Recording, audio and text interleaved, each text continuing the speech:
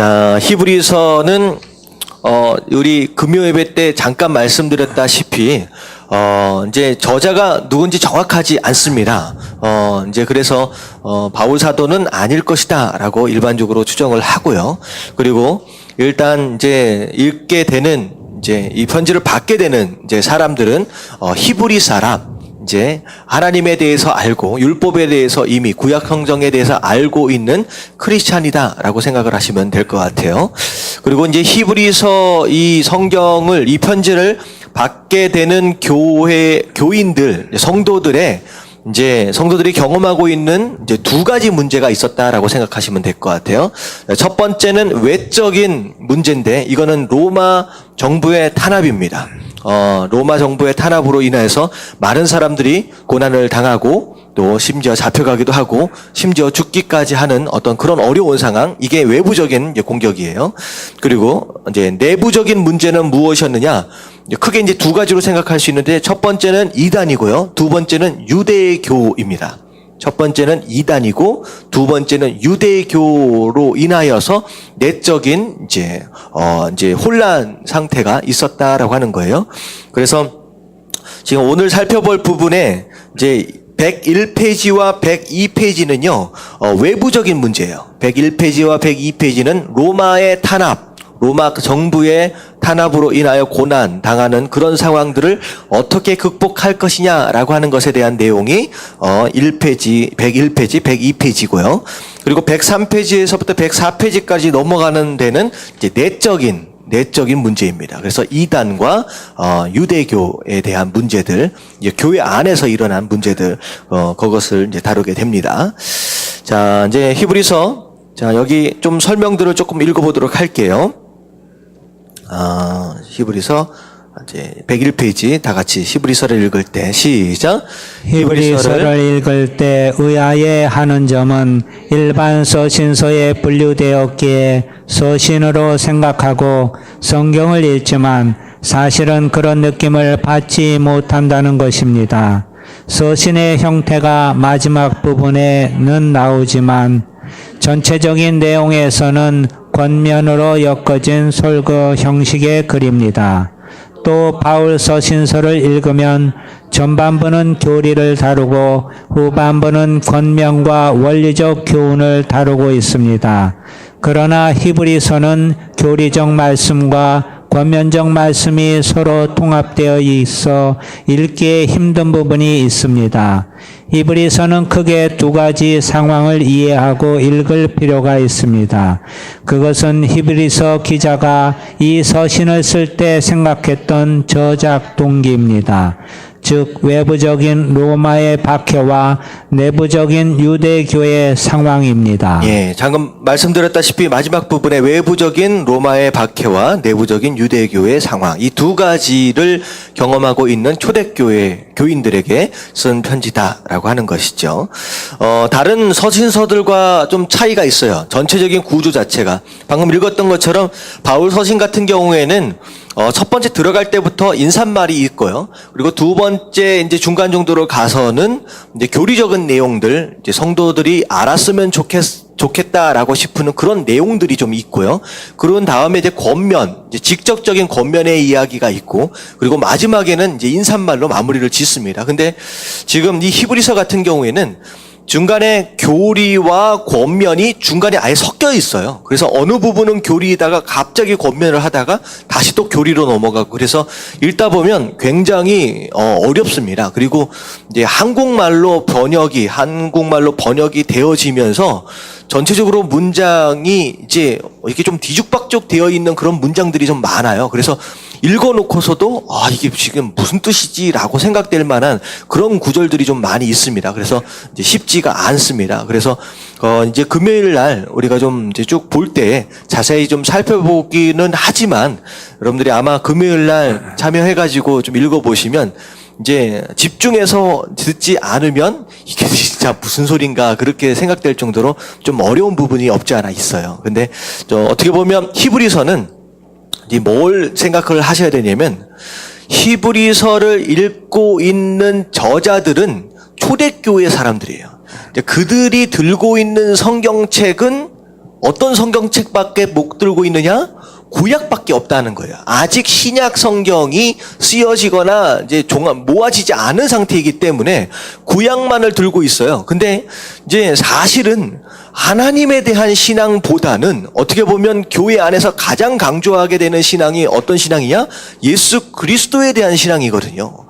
근데 예수 그리스도를 붙잡아야 하는데 구약 성경을 들고 있는 이 교인들에게 있어서는 예수 그리스도가 과연 누구냐라고 하는 것을 정확하게 명시할 수 있는 성경 자체가 없는 거예요.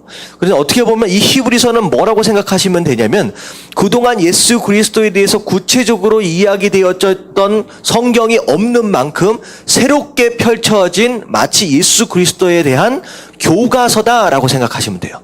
예수 그리스도에 대한 교과서. 그래서 이제 히브리서 앞에 부분서부터 쭉 보다면 예수님은 누구냐라고 하는 것에 대한 설명들이 계속 반복적으로 나옵니다. 그래서 이게 이제 예수 그리스도에 대한 자세한 교과서구나라고 생각하시고 이제 보시면 좋을 것 같아요. 그래서 소위 히브리서는 기독론이 거의 80% 이상을 차지하고 있습니다. 기독론이 바로 예수 그리스도에 대한 내용이죠. 자, 그래서 지금 101페이지서부터 나오는 문제들은 이제 로마의 박해로부터 이제 박해를 받고 있는 이제 교회들에게 쓴 편지예요. 자, 문제를 보면 고난이 주는 유익과 위로는 무엇입니까? 라고 나와 있어요. 자, 여기서 나오는 고난은 누가 주는 고난이에요? 로마 정부 외쪽으로부터 이제 어려움을 받게 되는 그런 고난입니다. 자, 히브리서 2장 좀 찾아보도록 할게요. 히브리서 2장 9절부터 10절까지의 말씀입니다. 9절부터 10절까지의 말씀. 자, 같이 한번 읽어보도록 할게요. 다 같이 시작. 오직 우리가 천사들보다 잠시 동안 못하게 하심을 입은 자 곧 죽음의 고난 받으심으로 말미암아 영광과 존귀로 관을 쓰신 예수를 보니 이를 행하심은 하나님의 은혜로 말미암아 모든 사람을 위하여 죽음을 맛보려 하심이라. 그러므로 만물이 그를 위하고 또한 그로 말미암은 이가 많은 아들들을 이끌어 영광에 들어가게 하시는 일에 그들의 구원의 창시자를 고난을 통하여 온전하게 하심이 합당하도다. 예, 아멘. 9절과 10절, 특별히 10절 말씀은 지난주 금요일 날 이제 같이 좀 나누면서 좀 헷갈렸던, 좀 쉽지 않았던 구절이죠. 자, 9절을 보면 오직 우리가 천사들보다 잠시 못하게 하심을 입은 자 누구예요? 예수님이죠.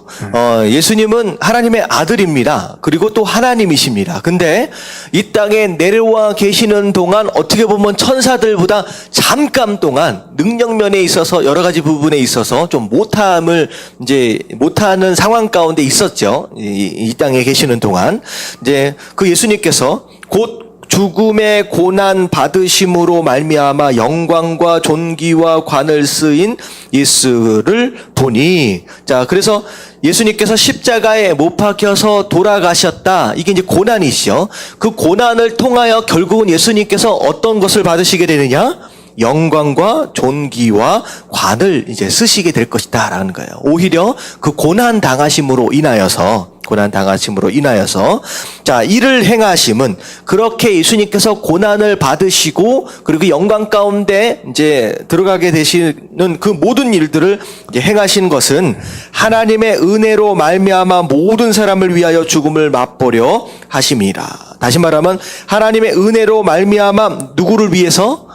모든 사람들, 다시 말하면 이 세상에 존재하는 모든 인류를 구원하시기 위해서 예수님께서 대신 죽음을 맛보도록 하나님께서 하셨다라고 하는 거예요. 그래서 결론적으로 얘기한다면 예수님께서 고난 당하심으로 인하여 영광을 얻게 되셨는데 그 고난으로 말미암아 누가 살게 된 거예요? 우리가 살게 되었다. 그게 바로 누구의 은혜? 하나님의 은혜다라고 이제 설명을 하는 거예요. 자, 10절 말씀 보면 그러므로 만물이 그를 위하고 또한 그로 말미암은, 이건 뭐냐면 모든 만물들이 예수님을 위한 것이고 그리고 예수님을 통하여서 다 지음을 받은 것이 만물이다라고 하는 것이죠. 그런데 말미암은 이가 많은 아들들을 이끌어 영광에 들어가게 하시는 일에 그들의 구원자의 창시자를 고난을 통하여 온전하게 하심이 합당하도다. 이거 굉장히 어려운 이제 문장입니다. 근데 다시 설명을 드리면 어떻게 되냐면 예수님께서 고난을 당하심으로 구원의 창시자가 되셨다라고 하는 것은 다시 말하면 구원자가 되셨다라고 하는 거예요. 그래서 예수님께서 고난을 당하심으로 말미암아 구원자로서 온전해졌다는 거예요. 구원자가 될 수 있게 되었다는 거예요. 구원자가 고난을 통하여서. 그래서 그 고난을 통하여 구원자가 되심으로 말미암아 많은 아들들이, 많은 사람들이 영광 가운데 거하게 되었다라고 하는 것이죠. 영광 가운데 거하게 되었다. 자, 그것을 누가 하셨어요? 하나님께서 그렇게 하도록 이제 하셨다라고 하는 그런 내용입니다. 그래서 어떻게 보면 9절 말씀과 10절 말씀이 비슷한 내용인데 조금 다른 이제 구조로 쓰여졌다라고 생각하시면 좋을 것 같아요. 그래서 9절과 10절에 나와 있는 내용들을 그냥 하나하나 그냥 간단하게 설명하면 예수님께서는 고난 받으심으로 말미암아 구원자가 되셨고, 예수님께서 구원자가 되심으로 말미암아 우리가 구원을 얻게 되었고, 그리고 우리가 구원을 얻게 됨과 동시에 예수님 또한 어디 가운데 거하시게 되었어요? 영광 가운데 거하시게 되었다라고 하는 내용입니다. 이제 간단한 구원론이에요. 근데 조금 어렵게 이렇게 좀 쓰여졌습니다. 자, 그래서 일단은 예수님께서 고난 당하심으로 말미암아 우리가 구원을 받게 되었다라고 하는 내용인데요. 18절 말씀 다시 한번 더 읽어볼게요. 18절 다 같이 시작. 그가 시험을 받아 고난을 당하셨은즉 시험 받는 자들을 능히 도우실 수 있느니라. 자, 그래서 우리가 그 시험을 받아 고난을 당하셨은즉, 그러니까 예수님께서 육신을 입고 이 땅에 오심으로 인하여서 이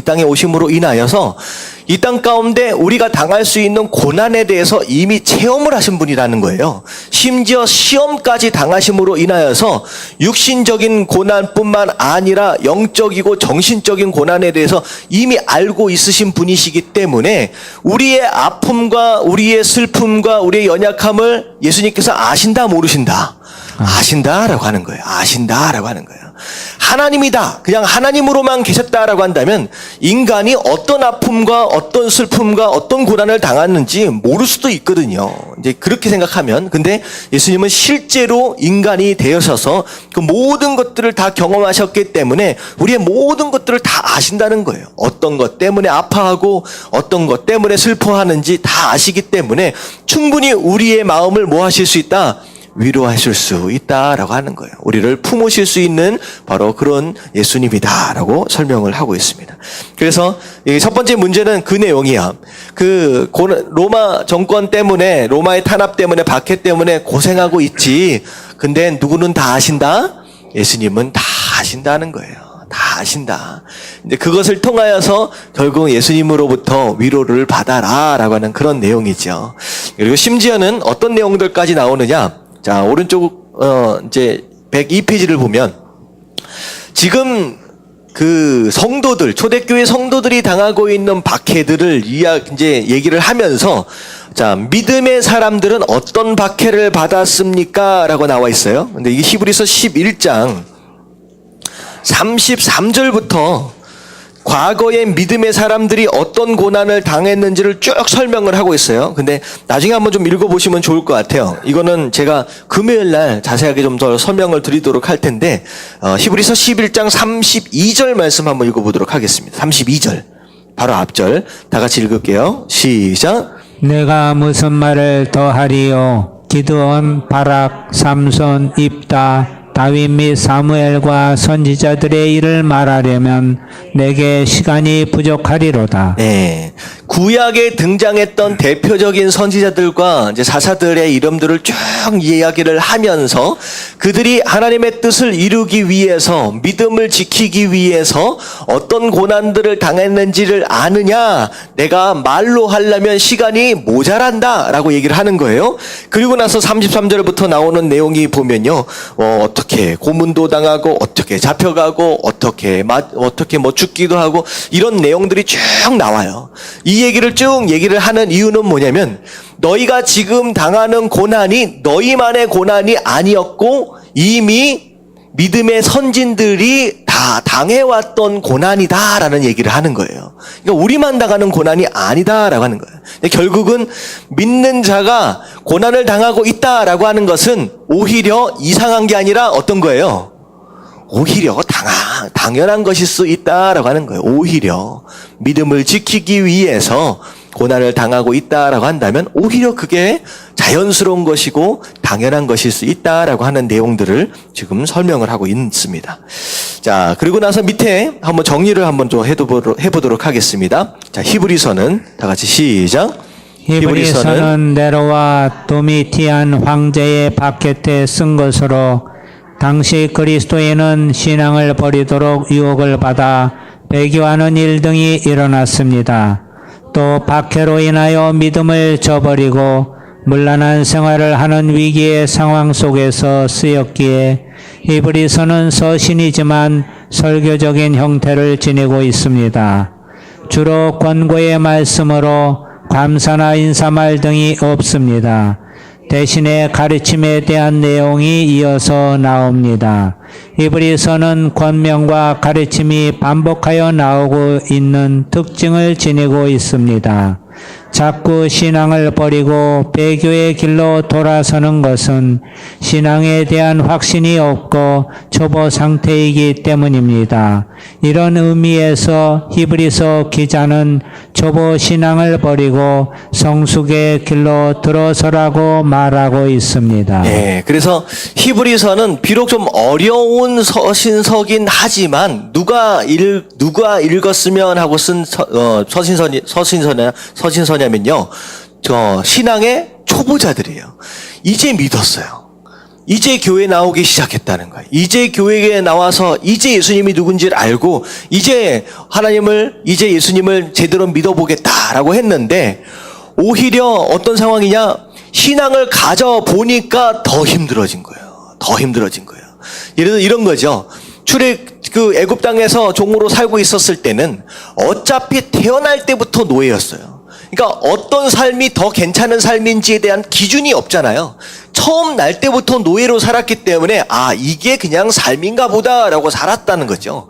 근데 출애굽을 해서 세상으로부터 딱 떠나고 나니까 이제는 뭔가 달라지려나 했더니 광야로 나오게 된 거예요. 근데 광야가 더 쉽습니까? 아니면 오히려 애굽 땅이 더 쉽습니까? 살기에는 애굽 땅이 더 좋지요. 이것저것 익숙한 것들이 많잖아요. 그리고 먹을 거, 입을 거 거기는 그래도 종이었다라고 하지만 뭐 다 있었잖아요. 근데 광야로 딱 나오고 나니까 먹을 것 자체, 그러니까 먹고 사는 것 자체가 너무 힘들어진 거예요. 그러니까 신앙을 딱 갖고 나서 예수님 한번 제대로 믿어봐야지라고 결단하는 순간 내 갈 길이 더 어떻게 된 거예요? 더 멀고 더 험해졌다라고 하는 것이죠. 우리 그런 분들 혹시 계세요? 우리 박 지사님 어때요? 신앙 딱 갖고 나서 느낌이 어때요? 그냥 다 만사 형통이에요? 그런 것 같아. 딱 신앙을 딱 갖고 나니까 이상하게 더 어려워. 오히려 신앙을 지키려고 하니까 오히려 믿지 않는 자들과 더 어떻게 돼요?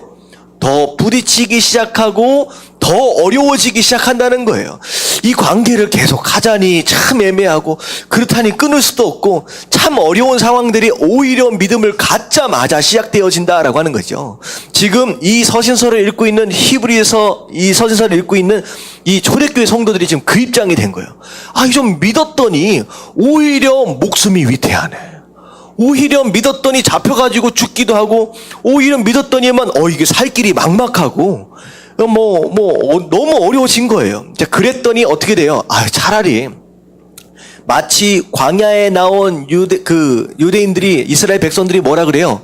조금 배고프고 조금 목마르니까 어디로 가자? 애굽으로. 애굽으로 다시 가자. 아유, 안 되겠다.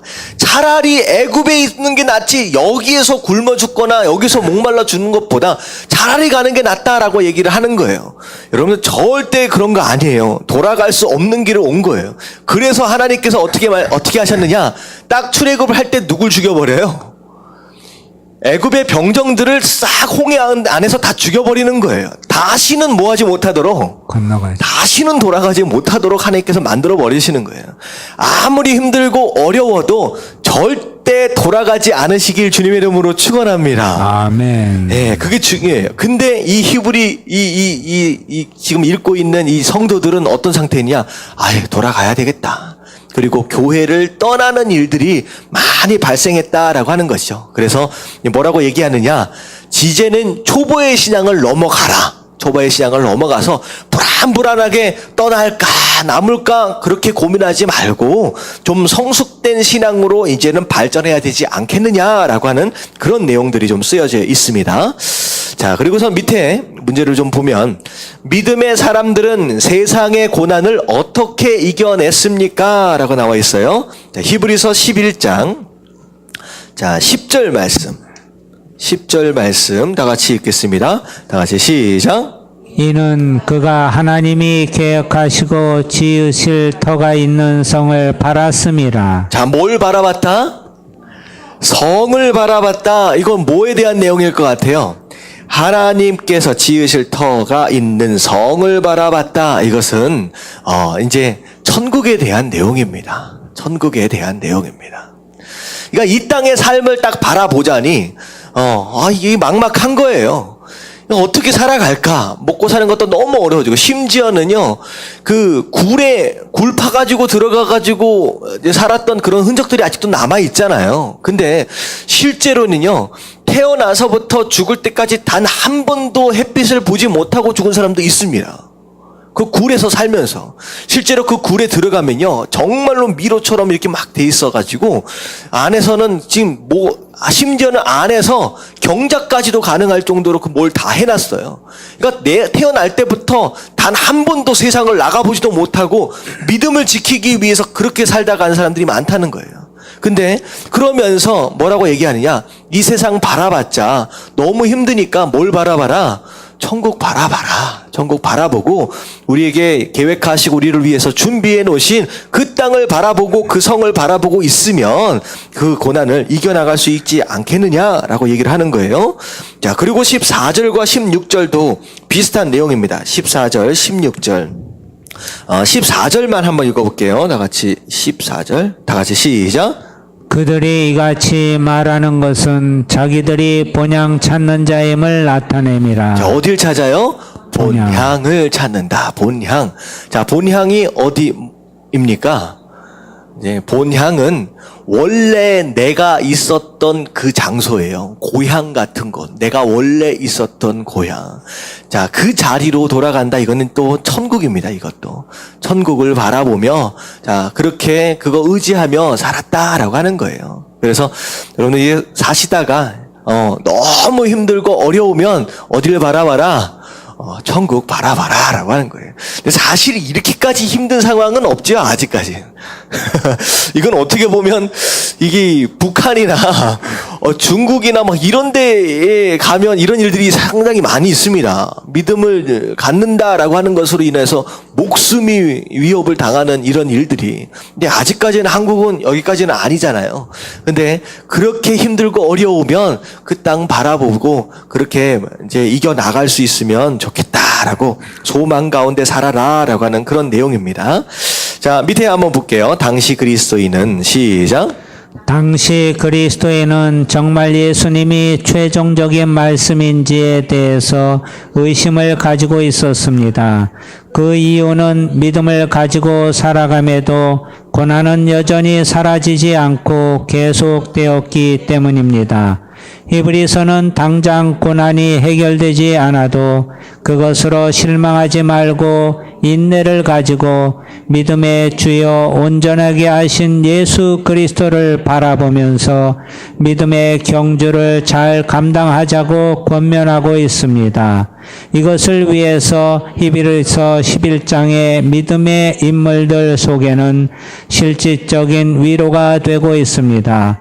저자는 믿음의 인물들도 동일하게 이런 고난을 받았고 바랄 수 없는 소망을 바라보면서 고난을 이겨나갔음을 강조합니다. 네, 그래서 성경의 다른 인물들을 소개하면서 그들도 소망 가운데 그런 고난들을 이겨나갔다라고 얘기를 합니다.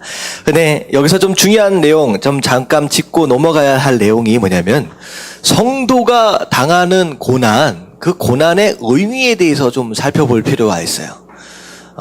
믿었는데 어떻게 보면 잠언에 나오는 이야기들이나 이런 것들을 보면 이제 사실 하나님께서 축복을 약속하셨거든요. 이렇게 믿음을 갖고 지혜롭게 이렇게 살면 이 땅 가운데서도 충분히 축복을 누리며 살 수 있을 것이다 라고 하는 이런 약속들이 말씀 가운데 많이 등장을 하고 있음에도 불구하고 우리가 여전히 우리 삶 가운데 고난이 남아 있다라고 하는 거예요. 근데 그 고난이 세상 사람들이 당하는 고난과 우리가 당하고 있는 고난, 어떻게 보면 표면적으로 보면 똑같습니다. 똑같아요. 그렇지만 사실 그들과 우리가 당하는 고난에 근본적인 차이가 있다라고 하는 거예요. 근본적인 차이가. 세상 사람들은 그냥 인과 응보에 따라서 살아가는 사람들입니다. 그래서 그들이 당하는 고난은 그들이 뿌린 씨앗에 대하여 거두는 열매일 뿐이에요. 그리고 어차피 하나님과의 깨어진 관계 가운데 있기 때문에, 하나님과의 깨어진 관계가 있기 때문에 그 깨어진 관계를 통하여 어쩔 수 없이 발생하게 되는 결과입니다. 이런 거죠.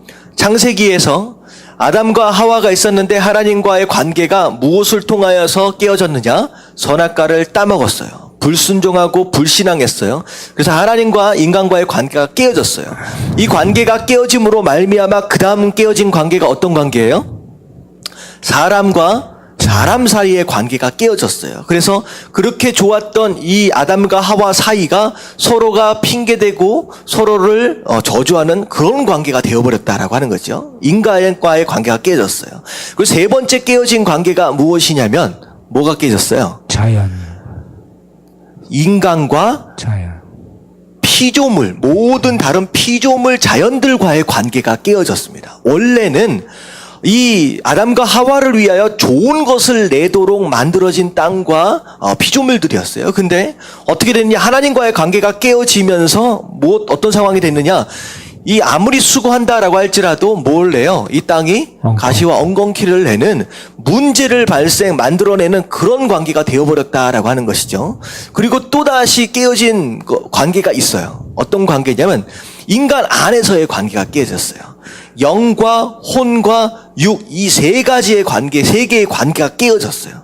그래서 육신 따로, 영 따로, 혼 따로 그렇게 관계가 깨어짐으로 인하여서 우리 마음의 상처, 그리고 우리 육신의 상처, 그리고 우리가 병들어가는 이 모든 것들이 우리 안에 있는 깨어진 그런 관계를 통하여 나타나는 열매다라고 하는 거예요. 그래서 우리가 경험하고 있는 관계 안에서의 문제, 그리고 먹고 사는 것에 대한 사회 안에서의 문제, 그리고 병들고 아프고 상처 입는 이 모든 문제가 결국은 무엇을 통하여 발생하는 것이다? 뭐의 관계가 깨어짐으로? 하나님과의 관계가 깨어짐으로 다 발생되는 거예요. 다 발생되는 거예요. 그래서 세상 사람들은요, 바로 하나님과의 깨어진 관계로 인하여 모든 깨어진 관계, 그것 가운데 그냥 사는 거예요. 그래서 세상 사람들은요, 그렇게 사는 것이 그냥 어떻게 보면 인생이 되어버린 겁니다. 근데 중요한 건 뭐냐면, 성도가 되었다라고 하는 것은 뭐가 회복된 거예요? 하나님과의 관계. 첫 번째 원인이었던 하나님과의 관계가 회복이 됐어요. 성도가 되었다라고 하는 건 회복이 되었어요. 그러면 자동적으로 뭐가 회복되어야 돼요? 사람과 사람과의 관계, 그리고 사람과 피조물들과의 관계, 그리고 우리 안에 있는 영과 혼과 육과의 모든 관계가 다 회복되어져야 되는 게 맞아요. 근데 이상하게 회복된다라고 말씀을 하셨어요.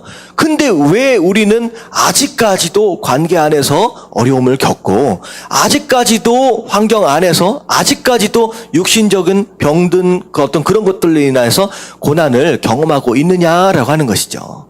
자, 의미가 다른 겁니다. 의미가 다른 거예요. 자, 첫 번째는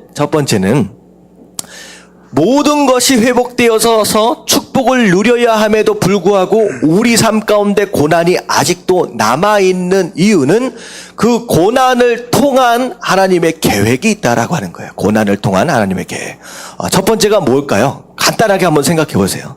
자, 고난을 받으면 어떻게 돼요? 예수님께서 고난을 통하여서 뭐가 되셨어요?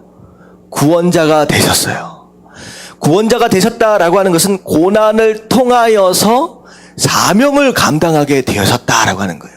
이거 똑같은 겁니다. 우리 삶 가운데 고난을 허락하신 이유는 그 고난이 극복되어지는 과정을 통하여서 우리가 이 땅 가운데 뭐가 있다는 거예요? 해야 할 일, 사명이 있다라고 하는 것입니다. 해야 할 일, 사명이 있다라고 하는 것입니다. 이제 그게 중요한 게 뭐냐면 마치 욥이 고난을 당하는 것을 통하여서 욥이 성숙해져 가는 것 같이 우리 삶도 마찬가지라는 거예요. 이 고난을 통하여서 어린 신앙들이 점점 성숙해져 가는 단계에 있다라고 하는 거예요. 그래서 첫 번째가 간단히 얘기하면 고난이 곧 우리 삶 가운데 하나님께서 주시는 연단의 과정이다라는 것입니다. 연단의 과정이다라는 거예요. 자, 또 다른 이유가 있어요. 이 연단도 잘 받고 있는데 어떤 경우에 고난이 또 찾아오고 있느냐. 자, 이건 뭐냐면 하나님의 지팡이와 막대기의 역할일 수도 있습니다. 하나님의 지팡이와 막대기. 자, 지팡이와 막대기는 이제 일반적으로 중동에 있는 사람들이 양치는 사람들이요. 이 두 가지 도구들을 많이 씁니다. 지팡이는 뭐냐면요. 이렇게 앞에가 이렇게 쭉 꼬부라져 가지고 좀 얇아서 길어요. 그래가지고 이 지팡이의 용도는 뭐냐면 양이 저 멀리 이렇게 다른 길로 가면 어떻게 해요? 이게 톡톡톡톡 친다든지 그래도 말을 안 들으면 어떻게 해요? 이 고리 같은 게 이렇게 또 꼬부라진 거 가지고 목을 딱 걸어가지고 땡겨옵니다. 그러니까 양이 제대로 이렇게 갈 수 있도록. 양이 제대로 갈 수 있도록 인도하는 역할로서의 이제 지팡이가 이제 활용이 되고요. 이제 막대기는 뭐냐면요. 이거는 적들을 물리시는 거예요. 이제 사자나 이게 맹수들이 덤벼올 때 이게 어떻게 하냐면 이제 아프리카 사람들은 이걸 가지고 연습을 많이 해요. 그래서 막대기는 그렇게 크지 않습니다. 크게 않아요. 그래서 한 요만해요. 길어봤자 요만합니다. 그래서 이 한쪽은 뭉치처럼 굉장히 크고요. 한쪽은 오히려 조금 얇으면서 날카롭습니다. 한쪽은. 그래서 어떻게 하냐면 이렇게 들면 망치처럼 되는 거예요. 근데 이 그 목동들이나 목자들이 뭘 연습을 하냐면 이걸 이렇게 던져가지고 맞추는 걸 이렇게 연습을 합니다. 그래서 여우 때나 여우나 이런 것들이 늑대가 오면요. 이걸 던져가지고 여우나 이런 것들을 이제 잡습니다. 그리고 심지어는 어떤 경우가 있냐면 사자 같은 경우에 이거 이 망치처럼 해가지고 머리를 때려가지고 이제 기절시키기도 하고요. 그래서 이게 뭉치가 이제 크기 때문에 이게 무거워요. 그래서 머리를 딱 때리면 빡 하면서 머리 두개골이 딱 이제 깨져요. 그러면 어떻게 하냐면 이 반대쪽에 있는 날카로운 부분이 있잖아요. 그걸로 갖다가 이게 뇌에 있는 부분을 갖다가 쿡 찔러가지고 이렇게 돌려버립니다. 그러면 사자가 아무리 큰 사자다라고 할지라도 죽게 되는 거죠. 그러니까 이 몽둥이 같은 경우에는요, 이제 적들, 이렇게 맹수로부터 보호하기 위해서. 근데 지팡이 같은 경우는 이제 양들을 인도에 가기 위해서 이제 필요한 도구죠. 근데 고난이 뭐냐면 우리가 성도인데 잘못된 길로 갈 때 그냥 내버려 두면 그게 사랑이 아니다라고 하는 것이죠. 우리를 사랑하시기 때문에 잘못된 길로 갈 때 어떻게 하시는 거예요? 그 지팡이를 쓰셔서 야, 그쪽으로 가면 안 된다. 톡톡톡 치시고 그게 이제 우리 삶 가운데 고난으로 다가온다라고 하는 것이죠. 그래서 우리 삶 가운데 좀 어려운 일이 있다라고 한다면 두 가지로 그냥 생각하시면 돼요. 두 가지로. 첫 번째는 이것을 통하여 내가 어떻게 된다? 사명을 감당할 수 있도록 하나님께서 연단을 시키시는구나라고 생각하시면 되고, 그리고 두 번째는 뭘 생각하시면 돼요? 혹시나 내가 하나님 앞에서 불순종하고 다른 길을 가고 있지는 않는지 돌아보면 되는 거예요. 그래서 고난이 찾아올 때 내가 뭐 잘못하고 있는 것은 아닌지 내 자신을 돌아볼 수 있다라고 한다면 이제 그게 이제 두 가지로 생각할 수 있습니다.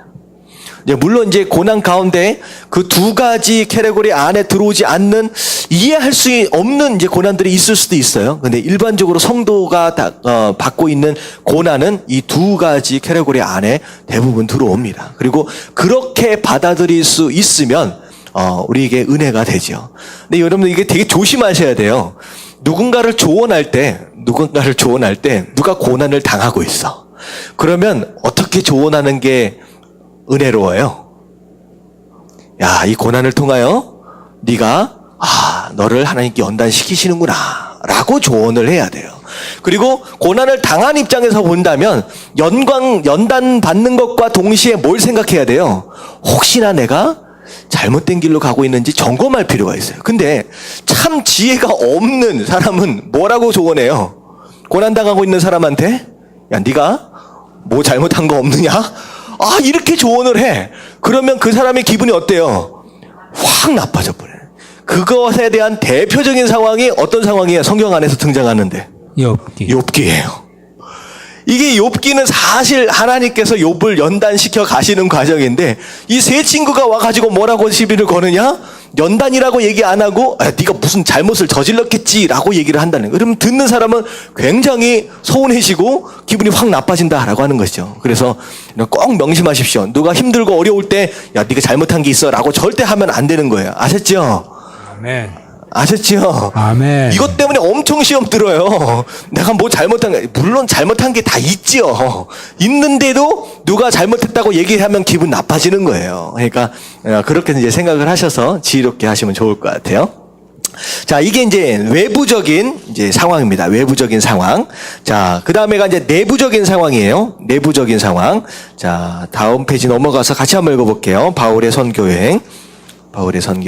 다 같이 시작. 바울의 선교 여행을 살펴보면 바울을 따라다니면서 괴롭히고 죽이려고 했던 사람들은 유대인들이었습니다. 당시 유대교 입장에서 보면 바울은 이단의 괴수로 당연히 처단해야 할 인물이었습니다. 사실 바울은 외적인 투쟁보다 동족인 유대교와의 투쟁이 힘들었을 것입니다. 예수님도 로마에 의해 죽었다기보다는 유대인들에 의해 십자가 죽음을 당하셨습니다. 이것은 당시 초대교회에서도 동일하게 나타난 문제였습니다. 유대인은 오랫동안 초대 기독교를 박해했습니다. 유대교로 돌아가려는 움직임이 초대교회 안에서 심각하게 제기되었고 그것으로 교회는 늘 어려움을 당했습니다. 외적인 공격보다도 더 무서운 것은 내적인 공격입니다. 진리를 혼잡하게 하면서 교회를 타락하게 하고 구약으로 돌아가려는 유대교의 전략은 당시 어린 초대교회로서는 감당하기 힘든 싸움 중에 하나였습니다. 네, 이 유대교의 공격은요, 사실상 외적인 공격과 더불어 내적인 공격이에요. 그 외적으로도 심각하게 이제 교회를 핍박했던 것이 이제 유대교회였습니다. 그래서 초창기 때는 유대교인들, 이제 그러니까 이스라엘의 공동체죠. 이스라엘 공동체가 예수님을 믿는다, 교회에 소속이 되었다라고 하는 것으로 인하여서 그들의 공동체 밖으로 출교를 시켜버렸어요. 출교를. 그래가지고 아예 유대인들로서, 이스라엘 사람들로서 이제 사회생활 자체가 불가능하도록 만들어버렸다라고 하는 것이죠. 그리고 실제적으로 로마 정권과 부분적으로는 타협해가지고 교회를 핍박을 하기도 하고, 어떤 경우에는 함께 또 핍박을 당하기도 했지만, 어떤 경우에는 유대교가 오히려 로마 정권을 꼬셔가지고 그 교회를 탄압을 하기도 했습니다. 그래서 여기 나온 것처럼 사실 예수님께서 로마 군인들에게 잡혀서 돌아가셨지만 누구 때문에 죽은 거예요? 유대교 때문에 죽은 거죠. 그러니까 바울 사도도 마찬가지예요. 선교 여행하면서 가장 힘들게 만들었던 사람들이요, 로마 사람들이 아니었습니다. 오히려 유대교인들 때문에. 그리고 실제로 로마에서 이제 처형을 당했다라고 하는데 누구 때문에 처형을 당한 것이냐? 이것도 유대교인들 때문이에요. 그래서 유대교인들은 밖에서도 굉장히 많은 공격들을 했고요. 그리고 지금 여기서 얘기하고자 하는 것은 뭐냐면 밖에서뿐만 아니라 안에서도 공격이 되었다라고 하는 거예요. 이게 뭐냐면 교인이 되었음에도 불구하고 수천 년 동안 유대교 안에서 길들여져 있던 사람들이기 때문에 자꾸 옛날로 돌아가려고 하는 그런 소위 말하는 귀소 본능이 있는 거예요. 예수님에 대해서 알고 있음에도 불구하고 종교 생활, 그동안 해왔던 종교 생활의 습관들이 그대로 교회 안에 들어와서 마치 그게 기독교인 양, 교회의 모습인 양 그냥 물들어서 그렇게 끌려가는 그런 상황들이 벌어졌다라고 하는 것이죠. 그래서 세 가지를 제가 말씀을 드리겠습니다. 그 교회 안에서 일어난 유대교의 문제가 뭐냐면 첫 번째는 천사 숭배였습니다. 천사 숭배. 그래서 유대교 어떻게 보면 잘못된 것임에도 불구하고 천사가 나타났다 뭐 하면 천사가 어디 물에서 동했다 그러면 막 치유받고 막 이런 것들 있잖아요. 그래서 뭐가 나타났다라고 하는 영적인 어떤 존재에 대하여 무조건 절하고 숭배하고 찬양하는 그런 게 유대교 어떤 한 파에서는 있었다는 거예요. 근데 그게 교회 안으로 이제 들어오게 된 거예요. 두 번째가 율법주의입니다. 이게 뭐냐면 예수 그리스도를 믿는 믿음으로 말미암아 구원을 받는 것인데 자꾸 이들은 뭘 얘기하고 있느냐? 율법을 지켜야 한다라고 얘기를 하고 심각하게 문제가 생겼던 부분은 뭐냐면 율법 가운데서도 할례입니다. 할례를 무조건 받아야 된다. 다시 말하면 모든 이방인들이 일단은 이스라엘이 된 다음에야 구원의 조건 안으로 들어간다는 거예요. 그러니까 할례에 대한 내용이 바로 그 내용입니다. 모든 이방인들이 구원을 받으려면 일단은 어느 민족이 돼야 돼요? 할례를 통하여? 이스라엘이 된 다음에 그 다음에서야 구원을 받을 수 있는 조건이 된다라고 하는 거예요. 이게 이제 율법주의고 할례주의입니다. 그리고 이제 세 번째가 뭐냐면 그 당시까지만 해도 뭘 드리고 있었느냐? 제사를 드리고 있어요. 이게 제사주의, 이 제사 문제가 이 세 번째 문제입니다. 그래서 우리가 히브리서 1장서부터 쭉 읽다 보면 첫 번째 등장하는 게 뭐냐면 예수님과 누구를 비교해요? 예수님과 천사를 비교합니다. 네가 자꾸 천사를 숭배하는데 천사는 숭배나 경배의 대상이 아니다라고 얘기를 하면서 천사와 예수님을 비교해 갑니다. 비교해 가요. 그리고 두 번째는 율법주의라 그랬죠. 그 두 번째 나오는 내용이 뭐냐면 모세와 누굴 비교해요? 예수님을 비교합니다.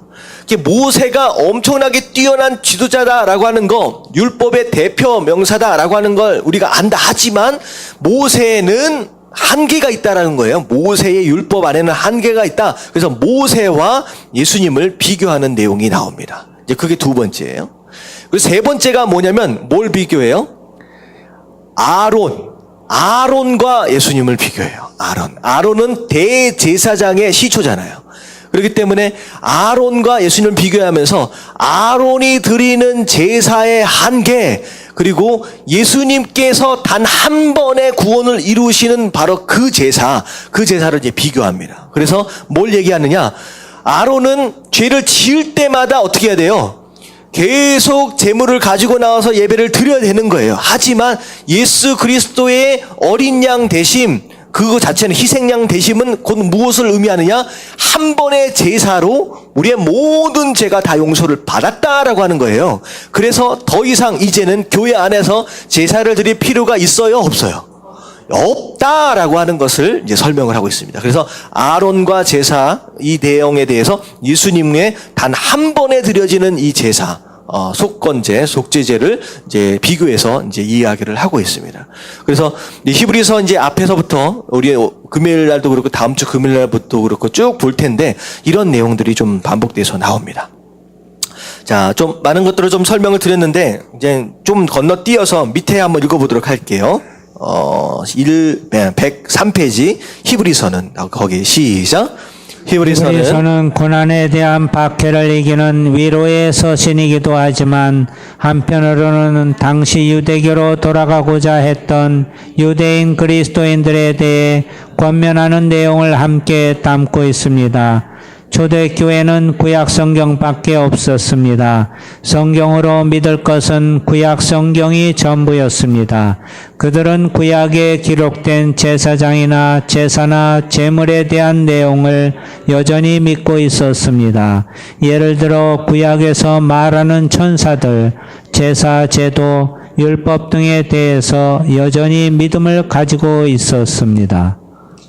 자, 저기까지 보면 천사들 이 내용은요, 이게 아직까지도 카톨릭 안에는 좀 남아 있어요. 그래서 카톨릭 성전이나 그 명소들 같은 데 보면 이게 벽화나 이런 거 있잖아요. 천사들을 이렇게 조각해 놓고 막 그러잖아요. 근데 그런 모습들이 이때 당시에 천사 숭배했던 어떤 그런 것들이 교회 안에 좀 남아있던 것들이 그렇게 좀 남아있는 흔적들입니다. 그래서 그렇게 생각하시면 좋을 것 같고, 이 제사 제도도 이제 전주교회에 가면 어떤 것들이 많냐면 예배 자체를 제도화시켰어요. 그래서 뭐든지 이렇게 딱 보면 느낌이 어떻게 보면 예배를 드리는 느낌이 마치 제사를 드리는 것처럼 딱딱딱 정해져 있는 어떤 그 규율들이 좀 있거든요. 그러니까 이런 것들도 약간 이제 그런 것에 대한 이제 흔적들이라고 생각하시면 좋을 것 같습니다.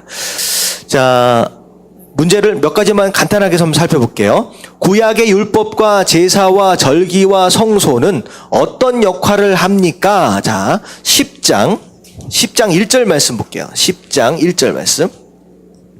10장 1절 말씀. 다 같이 시작. 율법은 장차 올 좋은 일의 그림자일 뿐이요 참 형상이 아니므로 해마다 늘 드리는 같은 제사로는 나오는 자들을 언제나 온전하게 할 수 없느니라. 네, 율법은 단지 그림자일 뿐이다 라고 하는 거예요. 자, 그림자, 뭐의 그림자예요? 율법은 뭐의 그림자예요? 예수님의 그림자예요. 예수님의. 근데 그림자를 보고 구약시대는 살았는데 그림자의 실체인 예수님을 만났다라고 한다면 더 이상 그림자를 따라갈 필요가 있어요, 없어요? 없다라는 거죠. 이제 예수님을 따라가면 된다는 거죠. 그렇기 때문에 이제 더 이상 그렇게 하지 마라라고 하는 그런 내용입니다.